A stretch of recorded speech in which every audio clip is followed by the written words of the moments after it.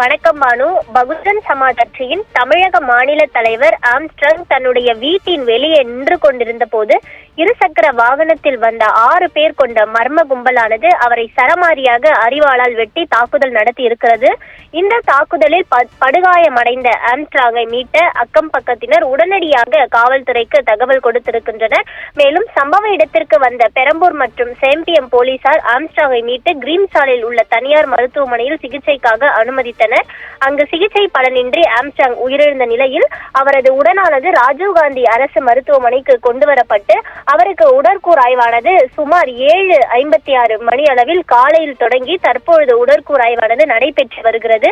இந்த உடற்கூறாய்வானது நடைபெற்று வரக்கூடிய இந்த சூழலில் கொலை சம்பவத்தை தொடர்ந்து சென்னை அண்ணா நகர் காவல் நிலையத்தில் 8 பேர் சரணடைந்துள்ளனர். அவர்களிடம் போலீசார் தீவிர விசாரணை மேற்கொண்டு வருகின்றனர். மேலும் 2 மருத்துவர்கள் மூலமாக பிரேத பரிசோதனை செய்யப்பட்டு வருகிறது.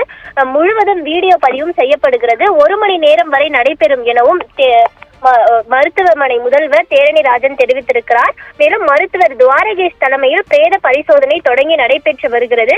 பகுஜன் சமாஜ் கட்சி மாநில ஒருங்கிணைப்பாளர் மைக்கேல் தாஸ் மற்றும் ஆதரவாளர்கள் தரவில் தெரிவிக்கப்படும் தகவலாக இருக்கக்கூடியது, உண்மையான குற்றவாளியை கைது செய்யும் வரை உடலை வாங்க மறுக்க மாட்டோம் என பகுஜன் சமாஜ் கட்சி மாநில ஒருங்கிணைப்பாளர் மைக்கேல் தாஸ் மற்றும் அவரது ஆதரவாளர்கள் தரப்பில் தெரிவிக்கப்படுகிறது.